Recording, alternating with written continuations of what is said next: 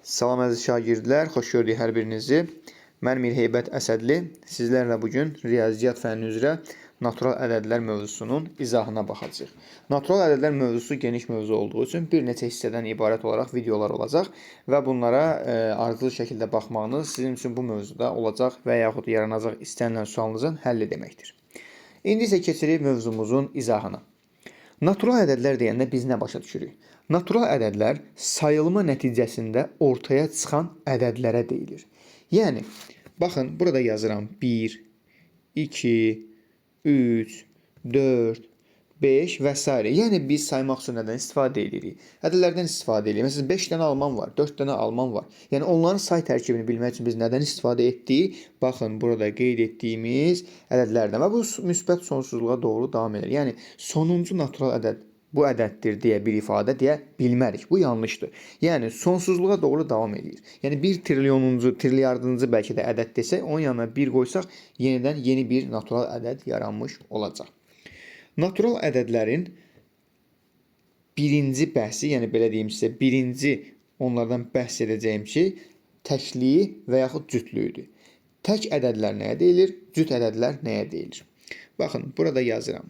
Tək, burada isə cüt. Yəni, tək və cütlük nə deməkdir? Sonu, yəni sonuncu rəqəmi, sonu 1, 3, 5, 7 və 9 ilə bitən ədədlərə deyirik tək ədədlər. Məsəl üçün, bura bir misal nümunəsi yazsaq ki, 19, 11, 23. Bunlar tək ədəddir. Nə üçün? Çünki sonu burada qeyd etdiyimiz rəqəmlərlə bitir. Bəs yaxşı, cüt ədədlər nəyə deyilir? Cüt ədədlər sonu 0, 2, 4, 6 və 8 ilə bitən ədədlərə deyilir. Məsəl üçün, biz burada desələr ki, cüt ədəd hansıdır? Bir misal nümunəsi çəksələr, biz deyə bilərik ki, 24, 12, 48, bunlar cüt ədədlər. Nə üçün? Çünki sonu dediyimiz rəqəmlər ilə bitir. Aha, indi buradan biraz yer açaq ki, sizlər üçün növbəti izaha keçə bilək. Burada biz indi bayaqdan deyirik ki, natural ədədlər. Məsəl üçün, bir rəqəmdən istifadə etdik. Yaxşı, bu müqayisə nədir? Ədəd və rəqəm nədir? Sadəcə olaraq kiçik bir izah verəcəm buna ki, 0-dan 1, 2, 3 və 9-a qədər olanlar rəqəm adlanır və ümumilikdə 11, 15 və s. digər deyəcəyimiz bütün hamısı ədəd adlanır. Rəqəmlər həm ədəddir, amma ədədlər isə sadəcə ədəd adlanır. İndi bu belə deyim, bu hissəyə çox da siz yanaşmayın. Sadəcə olaraq kiçik bir izah kimi bunlara sizə verdim ki, rəqəm və ədəd fərqi nədir? Natural ədədlərin tərkibində sadə və mürəkkəbli anlayışı var. Yəni, sadə ədədlər və mürəkkəb ədədlər. İndi bura qeyd edirəm, sadə, aşağı hissəyə qeyd edirəm, qısaca yazıram, yazıram, yəni mürəkkəb ədədlər. Sadə ədədlər nə deməkdir? Siz bunu qeyd kimi aparırsınız. İndi buradan mən görürəm ki, qeydlərini götürməyən şagirdlərimiz var. Qələm dəftəri götürüb qeydlərinizi aparırsınız. Sadə ədədlər nəyə deyilir? 1-ə və özünə bölünən ədədlərə sadə ədədlər deyilir. 1-ə və özünə. Məsəl üçün, bura bir nümunə çəkirəm. 7. 7 neçəyə bölünür, əziz şagirdlərim? 1-ə, 2-yə, 3-ə, 4-ə, 5-ə bölünürmü? Xeyr. Bir də neçəyə bölünür? 7-yə. Aha, bizim tərifimiz özünü 7 üzərində doğrultdu. Necə doğrultdu? 7 sadəcə olaraq 1-ə və özünə bölündü. Bu da sadə ədədlərin bizə tərifini verdi. 1-ə və özünə bölünən ədədlər sadə ədədlər adlanır. Məsəl üçün 5. 5 neçəyə bölünür? Aha, eşidirəm, düz deyirsiniz. 5 1-ə və 5-ə bölünür. Deməli, 5 nədir? 5 sadə ədəddir. Bəs yaxşı, müəllim, mürəkkəb ədədlər nəyə deyilir? Mürəkkəb ədədlər 2-dən çox böləni olan ədədlərə deyilir. Aydındırmı? İndi bunu misal üzərindən sizə izah edeyim. 2-dən çox böləni olan ədəd nə deməkdir? Bura yazıram mən 10. Yaxşı, onun bölənlərini gəlin birlikdə hesablayaq və baxaq. 10 neçəyə bölünür? 1-ə bölünürmü? Bölünür. 2-yə bölünürmü? Bölünür. 5-ə bölünürmü? Bölünür. 10-a bölünürmü? Bölünür. Burada neçə oldu? 1, 2, 3, 4. Bunun 4 dənə böləni var. Deməli 10 nədir? Mürəkkəb ədəddir. Aha, çox gözəl bir sual yaranır və hiss edirəm ki, bunu bəzi şagirdlərimiz artıq sual verməyə başlayırlar ki, bəs ay müəllim, 1 necə ədəddir? Sadədirmi, yoxsa mürəkkəbdirmi? Əzizlərim, 1 nə sadədir, nə də mürəkkəbdir. Çünki bizim bayaqdan sadaladığımız nümunənin heç birini ödəmir. Biz dedik 1-ə və özünə bölünən ədədlər 1 sadəcə olaraq 1-ə bölündü. Özünə sözü qalmadı. Yəni sadəcə olaraq 1-ə bölündü və salam. İndi sonra desək ki, 2-dən çox böləni yoxdur, 1-dir. Sadəcə olaraq 1-dir. Yəni 1 nə sadədir, nə də ki mürəkkəbdir. Bəs yaxşı müəllim, 0 sadə ədəddir, yoxsa mürəkkəb ədəddir? Axı biz 0-a bu sualı verə bilmərik. Çünki natural ədədlərdə biz 0-dan başlamadıq. Videonu əvvəlinə qayıtsanız görərsiniz ki, biz başladıq 1-dən. Yəni 0 natural ədəd olmadığı üçün ona biz bu sualı ümumiliklə verə bilmərik. İndi isə əziz izləyicilərim, gəlirik bölmə əlamətlərinə. Bir neçə bölmə əlamətini sizlər üçün sadalamaq istəyirəm. Bölünmə əlamətləri belə deyim, ədədlər üzərində bizə ən çox lazım olan hissələrdə onları mən qısaca sizə deyəcəm. Yəni uzun-uzadı bu barədə danışmayacağam. Bölünmə əlamətləri. Başlayırıq bizə ən vacib olanlardan 2-dən. 2-yə bölünmə əlaməti nə deməkdir? 2-yə bölünmə əlaməti o deməkdir ki, bütün cüt ədədlər 2-yə bölünür. Baxın, bu qaydanı qeyd edirsiniz. Bütün cüt ədədlər 2-yə bölünür. Misal üçün, mən bura cüt ədədlərdən nümunə çəkirəm. 208, yəni davam edə bilərəm. 4, 8, 16, 208. Bunlar nədir? Bunlar cüt ədədlərdir. Deməli, cüt ədədlərin hər biri 2-yə bölünür. Aydındırmı? İndi isə keçirəm 3-ə. 3-ə bölünmə əlamətinə. 3-ə bölünmə əlaməti o deməkdir ki, rəqəmlərinin cəmi əgər 3-ə bölünürsə, bu ədəd 3-ə bölünür. Təbii ki, biz bu bölünmə əlamətlərində qalıqsız bölünən ədədi tapmaq üçün deyirik bunu. Yəni ki, qalıqsız bölünməyi biz burada nümunə çəkəcəyik. Yəni 3-ə bölünmə əlamətində rəqəmləri cəmi 3-ə bölünürsə, bu ədədi də uzun-uzadı hesablamaq ehtiyacı yoxdur. Bu ədəd deməli 3-ə qalıqsız bölünür. Mən məsəl üçün bura yazdım, bir ədəd yazdım. 10.020. Yaxşı, bunun rəqəmlərinin cəmini gəlin toplayaq. 1, üzərinə gəlsin 2. İndi bu sıfırlar da toplasaq belə heç bir faydası yoxdur. Neçə elədi? 3. Aha, alınan ədəd nə oldu? 3. 3 nəyə bölündü? 3-ə bölündü mü? Deməli, bizim 1020 ədədimiz 3-ə qalıqsız şəkildə bölünə bilər.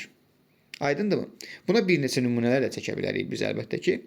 Sadəcə olaraq sadə olduğu üçün bir nümunə ilə kifayətlənirik. Üçüncü, 4-ə bölünmə əlaməti. Aha, 4-ə bölünmə əlaməti nə deməkdir? Qayda olaraq qeyd edirsiniz ki, son 2 rəqəmi 0 olan və son 2 rəqəmi 4-ə bölünən, istənilən bütün ədədlər 4-ə bölünür. Bir də təkrarlayıram, son 2 rəqəmi 0-a bölünən və daha doğrusu son 2 rəqəmi 0 olan və son 2 rəqəmin əmələ gətirdiyi ədəd 4-ə bölünən ədədlər hər biri 4-ə qalıqsız bölünür.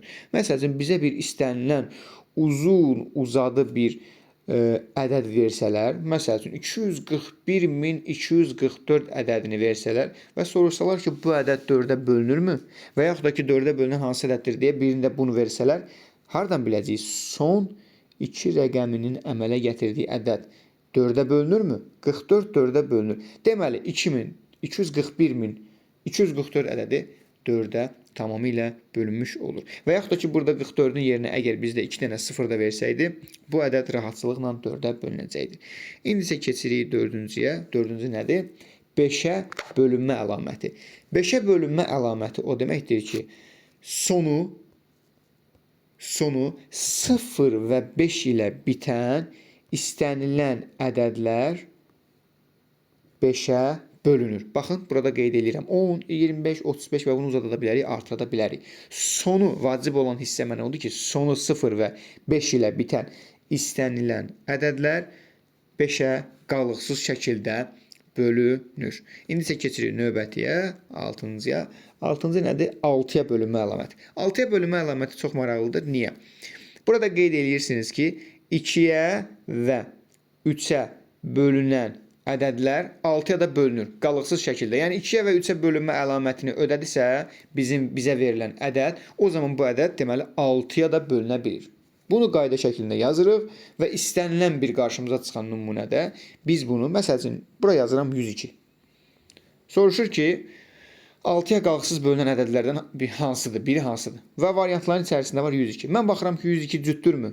Cütdür. Deməli, bu 2-yə bölünürmü? Bəli. Okey, bizə deməli 2-yə bölünmə əlamətini ödədi. Bəs yaxşı, 102-nin rəqəmləri cəmi neçədir? 3. 3 3-ə bölünürmü? Bölündü. Okey, deməli əla. 2-yə və 3-ə bölünmə əlaməti ödəndiyi üçün 102 avtomatik şəkildə 6-ya bölünə bilər. Və bu 102-nin yerində, yəni 102 də olmaya bilərdi. Yəni böyük bir ədəd də versə belə heç bir qəti qorxusu yoxdur. Siz onu bilinən qayda ilə rahatçılıqla yaza bilərsiniz. İndi isə keçirik 7-ciyə. 7-cidə nə qaldı bizdə? 8-ə bölmə. 8-ə bölmə nə deməkdir? Çox maraqlıdır 8-ə bölmə. Əziz izləyicilərim, 8-ə bölmə o deməkdir ki, son 3 rəqəminin əmələ gətirdiyi ədəd 8-ə bölünürsə, bu ədəd bütövlükdə 8-ə qalıqsız bölünür. Məsələn, bura bir nümunə yazıram, 412.000. Aha, biz nə dedik indi az öncə tərifdə? Son 3 rəqəminin əmələ gətirdiyi ədəd 0-dırsa və yaxud da ki 8-ə bölünürsə, bu ədəd bütövlükdə özü hamısı 8-ə bölünür. Deməli, 412.000 ədədi 8-ə qalıqsız şəkildə tam bölünəcəkdir. Aydındır mı? Bir daha təkrar edirəm.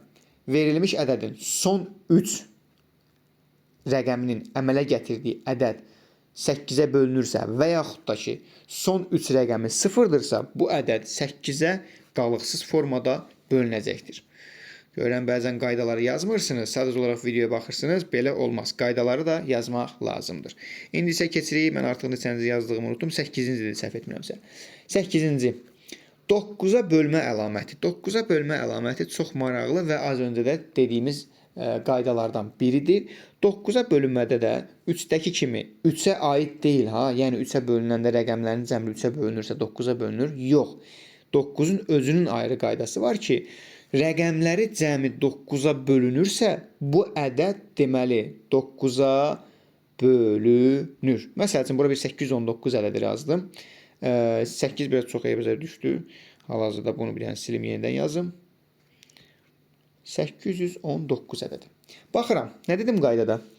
Rəqəmləri cəmi 9-a bölünürsə, bu ədədimiz 9-a bölünmüş olur. 8 üzərinə gəlsin, 1 üzərinə gəlsin, 9. Neynir? 18. 18-in bölünürmü 9-a? Bəli. Deməli, mənə verilən bu 819 ədədi tamamilə qalıqsız formada 9-a bölünür. İndi isə əziz şagirdlər, biz videomuzu burada sonlandırırıq. Natural ədədlər bəhsinin ilk hissəsini artıq bitirmiş olduq və ümidvaram ki, bu video sizlərə müsbət təsir etdi. Videonun davamlı şəkildə olmağını istəyirsinizsə, siz də kanala abunə olun, bildirişlər bölməsini açıq tutun. Gələn videolarda görüşənədək.